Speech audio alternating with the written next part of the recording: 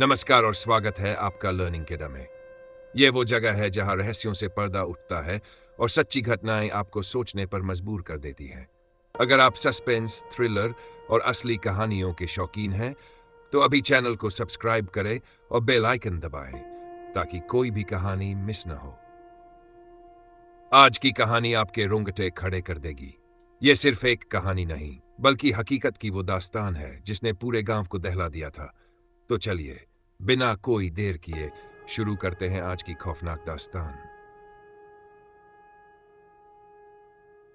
खूनी वसीयत, एक सच्ची घटना पर आधारित कहानी। 12 अगस्त 1998 की रात उत्तर प्रदेश के हरिनगर गांव में काली घटाएं छाई थी। बारिश की हल्की फुहारें हवेली की पुरानी खिड़कियों से टकरा रही थी और ठंडी हवाएं गांव की गलियों में अजीब सा सन्नाटा फैला रही थी। हवेली में सिर्फ 3 लोग थे: धर्मपाल चौधरी, उनका पुराना वफादार नौकर राम सुमेर और नौकरानी शांति।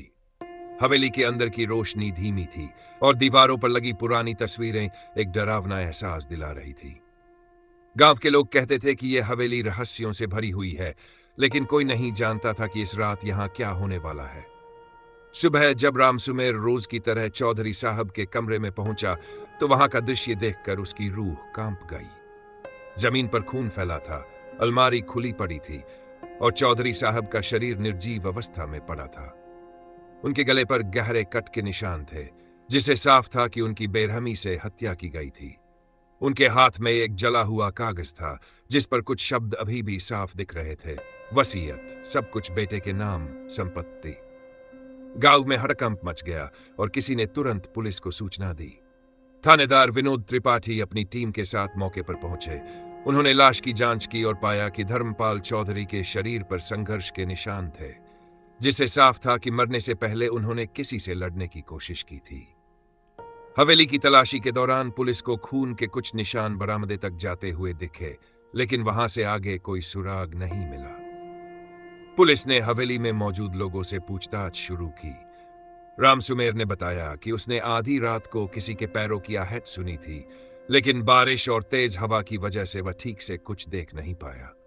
नौकरानी शांति ने कहा कि उसने हवेली के बाहर किसी की परछाई देखी थी, लेकिन डर के कारण वह बाहर नहीं निकली। धर्मपाल चौधरी का इकलौता बेटा रवि लखनऊ में पढ़ाई कर रहा था और उसी रात गांव आया था। जब पुलिस ने उससे पूछताछ की, तो उसने कहा कि वह रात को 11 बजे हवेली पहुंचा और सीधे अपने कमरे में सो गया। लेकिन गांव वालों ने बताया कि उन्होंने रात में हवेली से झगड़ने की आवाजें सुनी थी। गांव के कुछ लोगों ने बताया कि उन्होंने रात के समय धर्मपाल चौधरी के छोटे भाई रमेश बाबू को हवेली के पास देखा था। रमेश बाबू और धर्मपाल के बीच पहले भी संपत्ति को लेकर झगड़े हो चुके थे। पुलिस ने रमेश बाबू से पूछताछ की तो उन्होंने स्वीकार किया कि वे हवेली गए थे, लेकिन हत्या करने के लिए नहीं। वे सिर्फ ये देखना चाहते थे कि नई वसीयत में उनका नाम है या नहीं। हवेली के पिछवाड़े पुलिस को कुछ जले हुए कागज मिले। जब उन्हें फॉरेंसिक जांच के लिए भेजा गया, तो पता चला कि यह धर्मपाल चौधरी की नई वसीयत के टुकड़े थे। इस वसीयत में उनकी पूरी संपत्ति रवि के नाम कर दी गई थी। अब पुलिस का शक और गहरा गया। फॉरेंसिक रिपोर्ट में एक और बड़ा खुलासा हुआ। धर्मपाल चौधरी के नाखूनों में किसी के खून के निशान थे। जब उस खून का मिलान किया गया, तो वह रवि का निकला। अब पुलिस को पूरा यकीन हो गया कि हत्या रवि ने ही की थी। जब रवि से फिर से पूछताछ की गई, तो वह घबराने लगा। पहले उसने कहा कि वह सो रहा था, लेकिन जब पुलिस ने सबूत दिखाए, तो वह टूट गया और सब कुछ कबूल कर लिया। उसने कहा, पिताजी मेरी पढ़ाई के लिए पैसे नहीं भेज रहे थे। मैं कर्ज में डूबा हुआ था। जब मैंने उनसे वसीयत में अपना हिस्सा मांगा, तो उन्होंने मना कर दिया। मैंने गुस्से में चाकू उठाया और इसके आगे रवि कुछ नहीं बोल सका। उसकी आंखों में आंसू थे, लेकिन अब पछताने का कोई फायदा नहीं था। पुलिस ने उसे गिरफ्तार कर लिया और कोर्ट ने उसे आजीवन कारावास की सजा सुनाई। लेकिन कहानी यहीं खत्म नहीं होती। गांव के लोगों का कहना है कि आज भी उस हवेली में अजीब घटनाएं होती है। रात के समय वहां से किसी के चलने की आवाजें आती है। कई लोगों ने दावा किया कि उन्होंने धर्मपाल चौधरी की परछाई हवेली के बरामदे में टहलते हुए देखी है। कुछ लोगों का कहना है कि हवेली की खिड़कियों से अब भी किसी की निगाहें झांकती है, मानो कोई अब भी वहां रहता हो।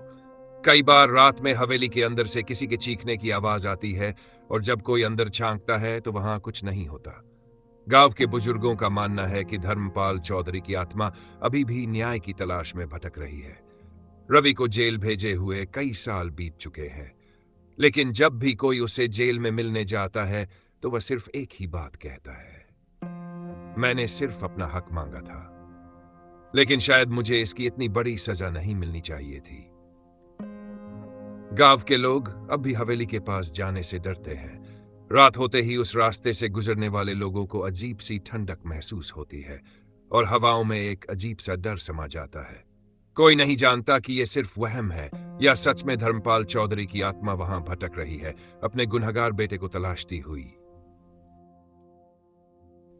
तो ये थी आज की खौफनाक दास्तान, एक सच्ची घटना जिसने हर किसी को सन्न कर दिया। क्या आपको लगता है कि इस कहानी के पीछे कोई और रहस्य छुपा हो सकता है, या फिर यह सिर्फ इंसानी लालच का नतीजा था? अपने विचार हमें कमेंट सेक्शन में जरूर बताइए, और अगर आपको यह कहानी पसंद आई हो तो वीडियो को लाइक करें और अपने दोस्तों के साथ शेयर करें। ऐसी ही और रोमांचक कहानियों के लिए लर्निंग किदा को सब्सक्राइब करें और बेल आइकन जरूर दबाएं ताकि अगली कहानी आप सबसे पहले सुन सकें। फिलहाल के लिए विदा लेते हैं, लेकिन मिलते हैं अगली रहस्यमयी कहानी में। तब तक के लिए सतर्क रहें, सुरक्षित रहें और रहस्यों से पर्दा उठाते रहें।